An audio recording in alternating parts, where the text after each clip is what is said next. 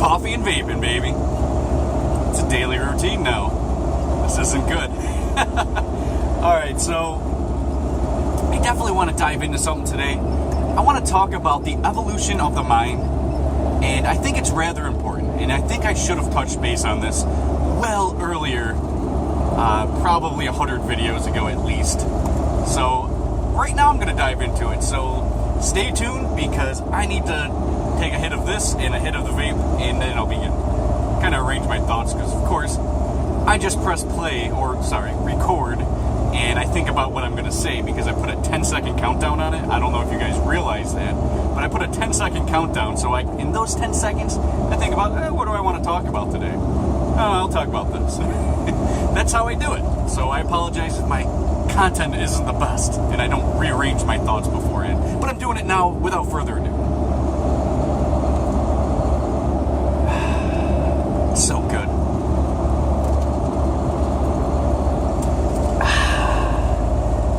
So good. The icing on the cake. Alright. So I want to talk about the evolution of the mind. And I think it's rather important because this is something that is so powerful it can alter generations. It can alter a culture. It can alter the world. It can alter sub-regions, regions. It can alter potentially the world. Potentially the universe. If you really understand it, but I don't think I'm going to dive that deep in this because I'm still on 101 content. I'm not anywhere near diving deeper into these videos yet. Besides, you guys already think I'm crazy with this content. Imagine if I take it to at least one notch up, right? And people will go nuts. So anyways, I do want to talk about the evolution of the mind. I think it's plaguing society relatively in good ways and bad ways. And generally, the gist is this. The mind evolves when you're in a time of peace. So the generation that's at peace evolves in their consciousness, their IQ, their mind. And during times of war, times of unease, times of control, times of famine, times that need survival, it devolves the mind, right? So this is rather important to understand. So if you look at IQ, you can generally get the gist of how cultures have evolved and devolved just by looking at this example where in slavery days in the United States, and I'm specifically talking about blacks, I'm not going to talk about Irishmen or any other slaves, I'm just talking about the blacks, which was the majority of slavery in the United States 200 years ago, right? 300 years ago. Whatever years ago, right? It was a while. And if you look at the IQ of the black population that were slaves, specifically were slaves, you see that they weren't very smart. And it's not just on a lack of education, it's more or less that they were slaves, that they weren't able to evolve their consciousness, their IQ, etc., because they were working in the fields. Actually, it was the women that worked in the fields, but the population in itself had to do work, labor, that was controlled and operated under somebody else's consciousness. So they were controlled. So in their controlling, they didn't want to educate them. They didn't want them to learn how to read and write. They just wanted them to be able to communicate enough so the slave owner can say, all right, so you're going to be doing corn today, and then tomorrow you're doing wheat, and whatever, right? I don't know. But enough to communicate what the job to be done was to be done. And they didn't want them to progress anymore and figure out what was going on. Like Harriet Tubman said, I would have freed more if they knew that they were slaves. However, they didn't even know that they were slaves, and they didn't even know that they didn't know. You know what I mean? So, and this was perhaps the majority, were just that dumbed down, and I don't think this is a natural state, right? So this devolved the blacks that at least were slaves. Now, if you look at the blacks that were up north during this time, they were everything that a white man could be, or whoever, right? They were able to be lawyers and excel and had more of a peaceful time. They had the freedoms to evolve. They didn't have the media controlling them. They didn't have slave owners to control them. They didn't have time of war, so they were able to evolve. So realize that it's not just race that plays a factor. It's your circumstances. It's your control of how you're controlled. It's survivability. These things devolve your mind because you don't have the freedom and luxury to evolve. And this will affect generations to come because it's going to take that much longer to reach higher levels of IQ, consciousness, etc., rather than if they were free the whole time. So it's important to know because this can affect generation to generation to generation.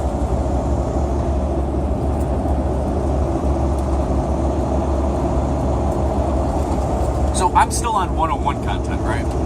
I can go really, really, really deep and profound on this, but at the end of the day, there's a lot of factors that go into this, and I don't want to go too deep on this, just like all my content. I want to keep it 101 because I don't want to... Some people think I'm crazy now, right?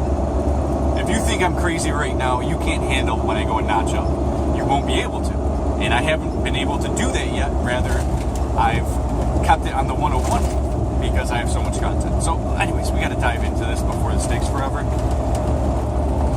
In the aspect of evolving, I believe in the world as a collective, we have evolved. No doubt. There are times where every single culture has had hiccups, right? It's a roller coaster ride of hills going up and down with your IQ, evolution, your mind. This is stuff that we can empirically gather this information and recreate. This is evidence, right? That you can devolve generations of people in regions, let alone the world. So in World War II, this was something that affected everybody. And everyone wants to glorify this, which is a lie. Glorify that after World War II, we had a boom in the economy, etc. Well, during that period, there wasn't one. And this boom in economy was because of a lot of reasons. I don't have to dive into them. But at the end of the day, you had a conscious shift after the war in a time of peace to understand that the relevance of peace and prosperity to IQ. You got to understand that the opposite can occur. So times of war, you have to worry about survival. You have to, your instincts go in and you are robot mode. Now, time of war will devolve your generation, let alone it's going to take that much longer to evolve afterwards. So the next generation after World War II, the world saw a boost in economy. Obviously not like the Germans really did well or the Japanese did well after that point, but other than these two specific ones, I believe the majority was able to find an evolution of consciousness, of IQ, of the mind.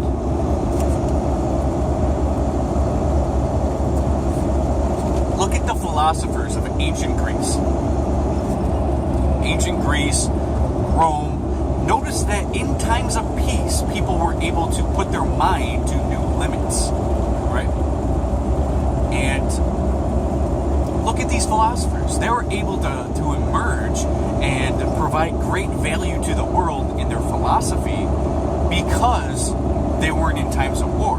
Because they were at peace, they had abundance, and they were able to prosper. They were able to push their minds to a new limit. Their IQs were probably all Einsteins or probably even higher because they're at such times of peace. Now, in today's world, let's say in the United States, we are generally at peace, probably at such a high level that we are supposed to evolve. We're or at such times of peace that we should evolve. However, in the United States of America, we are not evolving. And there's some factors that are going to affect you and your offspring. Because these factors include media. It includes strong government. These things that control us are similar to that of slave owners. They are programming your mind.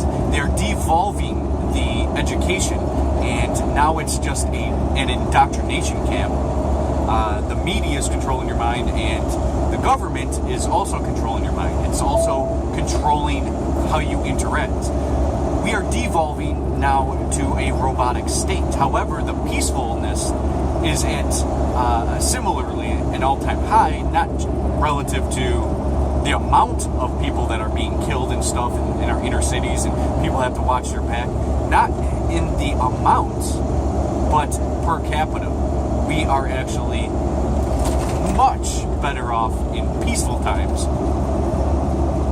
So I hope you guys understand that a woman in college, right? People are going crazy because they have these statistics. 1 in every 1,000 girls are getting raped on campus or whatever it is. It might not be 1,000, it might be 900 or something, right? I don't know what the exact numbers are, and those numbers are skewed anyways. Because if you really look at the numbers, it's not as crazy as it seems. But it's like 1 in 1,000, let's just go with. I know that number's off. I'm sorry. Just use this reference. 1 in 1,000 girls get raped on campus. How many of these girls are scared to go to their classroom? Come on. Not at all, right? Now think of times where there wasn't so many cameras, there wasn't so many rapists, right? And there's so many sluts nowadays that who needs to rape? Any man can have sex with a woman. A woman, right? Any man can have sex with a woman. There's less real reasons to rape. I mean, in times where women can be sluts, we're probably at peace. It could be at times of war as well. I don't know. I don't want to dive into that because I might mix something up. Let me grab this coffee.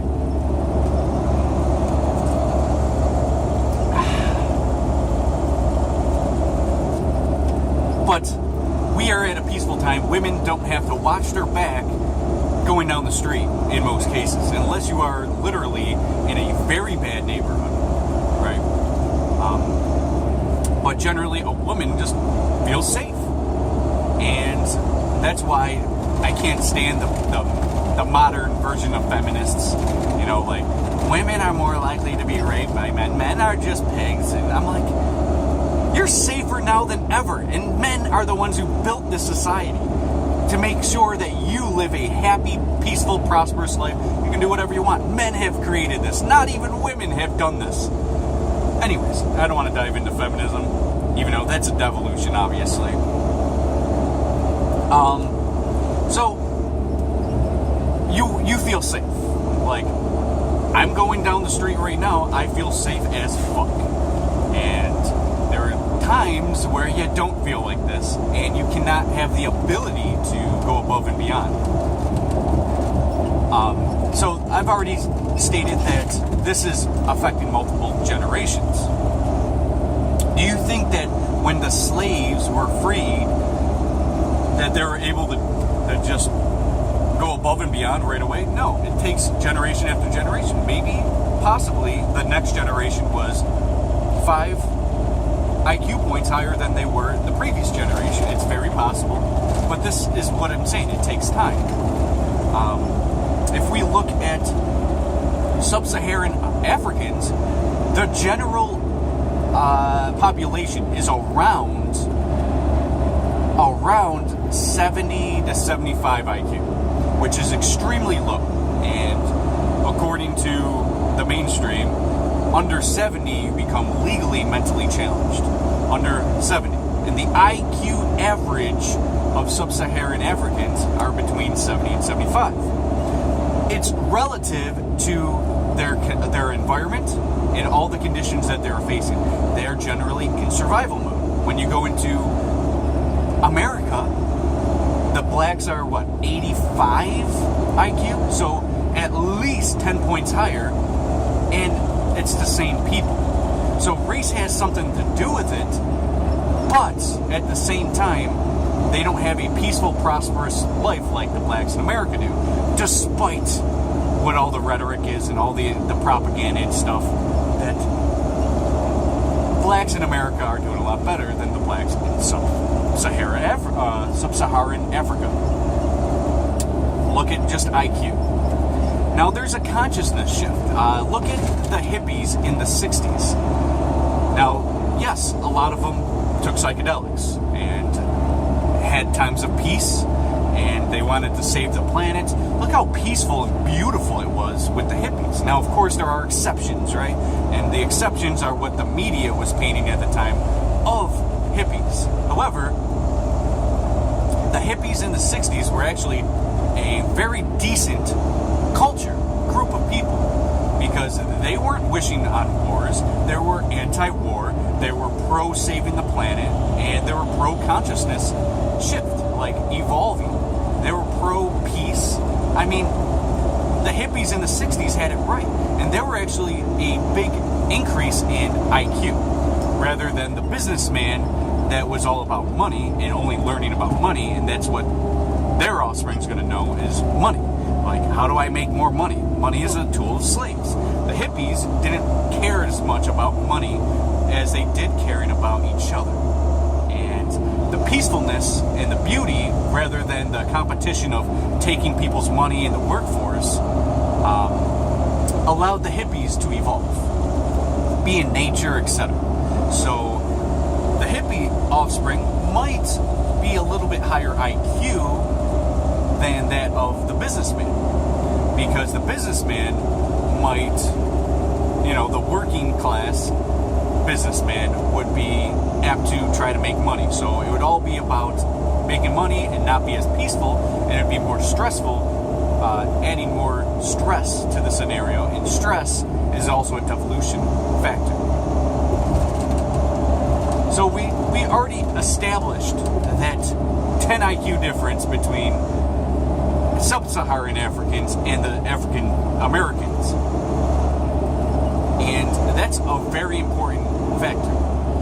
So, Japanese people, prior to World War II, had a dictator. And it was an emperor, right? They had emperors, I believe, at the time. And they were controlled through a lot of factors. Now, I don't know what the general IQ of the population was, but I can imagine it hasn't changed that much from that type of scenario to nowadays. And Japanese people are amongst the highest IQ populations in the world. They're 105 to 110 IQ, average. And when you're looking at this type of IQ, you understand that they have higher abilities and they're smarts. And they're able to do things that the average person on the planet would not be able to do. Because they've evolved. And they used to be a very spiritual group of people. Years and years and years ago, they were very, very spiritual. They would meditate. They would have... There's plenty of opportunity through peace, because they were generally, amongst all the wars that you hear about, the hundreds of wars that Japanese people had with the Chinese, the Koreans, whoever, right? Like, the hundreds of wars during this time was a devolution. Now imagine if all the wars didn't happen in Japan and they were just peaceful the whole time. They weren't controlled. They were just a very peaceful, hippie-like, Buddhist-like culture. Imagine. They would probably be closer to about 115 or 120 in their IQ. Through generation, they would probably be the smartest people on the planet. And this goes with every culture, right?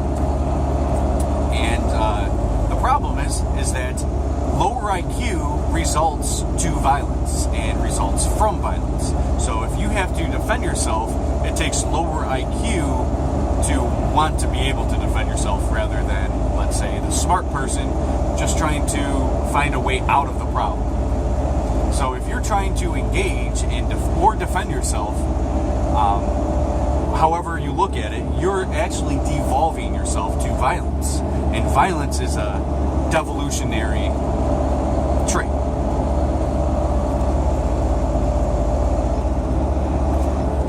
Sorry, I gotta drink this before it gets cold. I don't like cold coffee.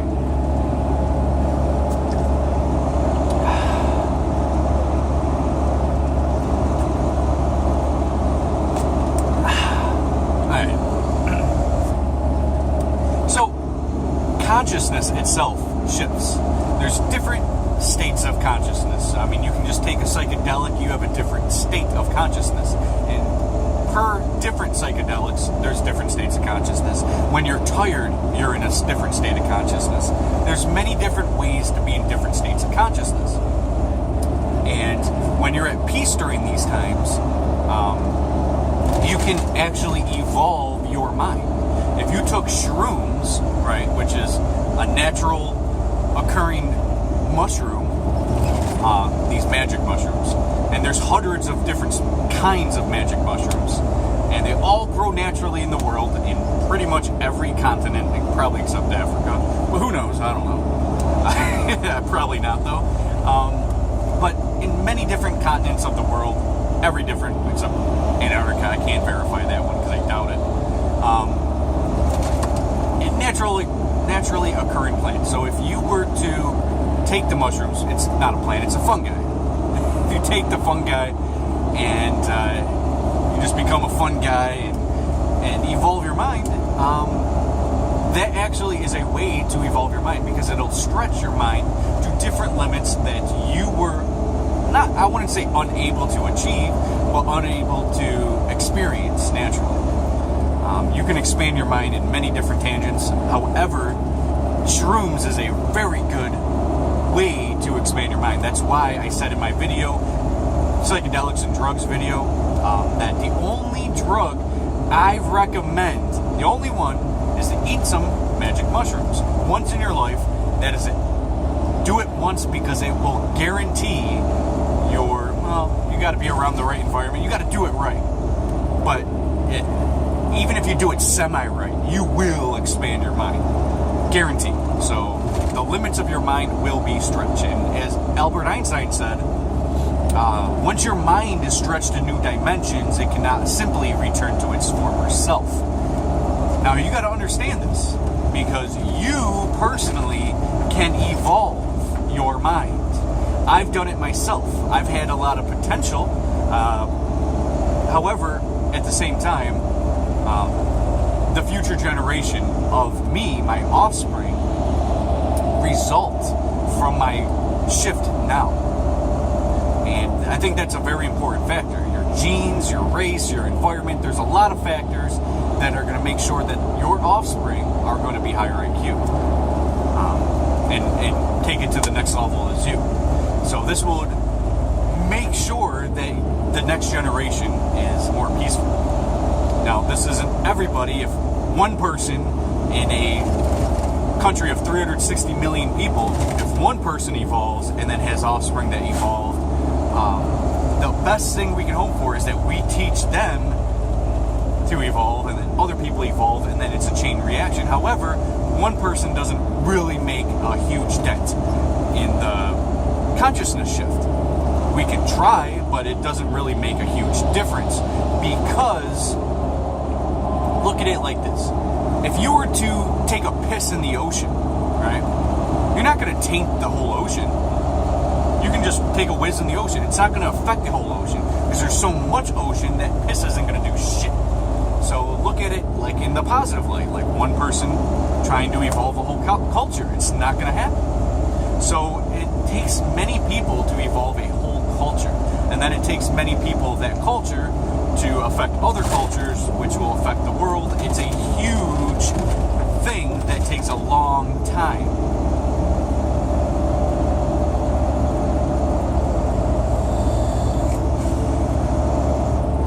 And if we're being brainwashed as Americans and being devolved to different levels lower levels of IQ, lower levels of consciousness, lower levels of vibration, lower levels of the mind, unable to use and activate our mind, capable of critical thinking, etc., and they're trying to devolve us, well, what's going to happen? We're still going to be in times of war. We're going to accept war. We're going to support the military. We're going to support these things that are devolving our nature. And this is the huge... This is the great problem. This is the great challenge to evolving the world and to have this shift, is that there are powers that be that are affecting us constantly. And inevitably, almost in 100% of the cases of history, have been because somebody of a higher power has controlled the people to devolve us, to make sure that they keep evolving and that they get all the resources, they get all the luxuries, and they evolve in their secret societies, in their just ability to coerce the people to do their bidding. Yeah, you be violent for us, you fight our wars, you take your children to fight our wars, and you get controlled. While we just, we're not affected by the court system, we're not affected by nothing. And that's how it works, like people like George Soros, Henry Kissinger, etc. Like, I can just name drop everybody, right? And these people would belong in prison in our normal society if they were regular people. They would all be in prison, guaranteed for life, or sentenced to death even. But no, they live on a whole nother level than us, and they control us. So they use us being docile and accepting of these things with their thugs of military and police force to control us. Media, government, they control us in these factors. And now just imagine if we were in a world of anarchy. This is a peaceful world, right? Anarchy would be the next level of evolving the people. And this is what we need. And without anarchy, what do we have? We just have a monopoly of force controlling the people, devolving us, and we just sit back and accept it because we need money, which is the root of all slavery. Yes, money is the root of all slavery. If you are seeking money, you're seeking slavery. And like Bob Marley said, money is just numbers. That's all it is. And that number will interact with your mind that says this number is more valuable than this number. And like Bob Marley said, numbers are infinite. And if you're seeking happiness through money, then you're going to spend your whole life striving for money, and you'll never be happy because it'll never be enough, because monies are infinite. So the next value would be a next number. So if you're looking for happiness, you're not going to get it in money. It's quite obvious to the average person even. But it would feel better crying in a Ferrari than crying in your broken down house with flooding in your basement and whatever, right? I don't know.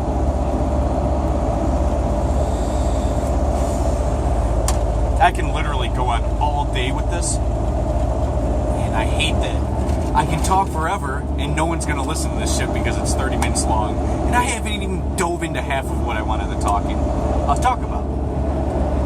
I might have to do a part 2 to this at some other time. But there's a human devolution going on, and it's planned and orchestrated by the elites. No individual outside of government control. Like, if you're a sovereign being, and you know you're sovereign, and you act as such through freedom, you will evolve. It is only through government and higher powerful ruler type intervention which will restrict your ability to evolve. So they purposely, it's a strategic plan to devolve your mind, to keep you at a docile, violent level, to keep your IQ low so you don't wake up to the consciousness that you are potentially, your potential abilities will strive. Consciousness is this, and I've said this many times. They want you at about a golf ball size consciousness, a pea-sized consciousness, just small enough to be able to function, but dumb enough to never find out your potential. And there's an ocean of consciousness out there. It's endless. It's an endless ocean, and you can just keep evolving. Our species are not meant to do what we're doing right now, working for a matrix bubble. It is not meant for this, and it never was supposed to be.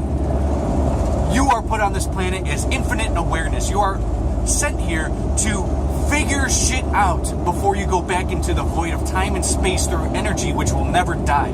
This is the evolution of the being, and your consciousness will be able to evolve if you do not be restricted. If you're not restricted, you have the ability to evolve. And I believe your curiosity and the purpose of your life is to evolve your consciousness and make a better, peaceful life for your children and for future generations on this planet, so then when you return,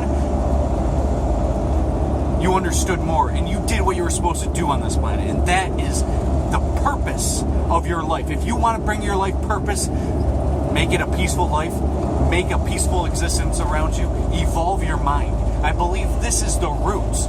You don't see Albert Einstein trying to make that bomb that he created, E = MC squared, atomic fission.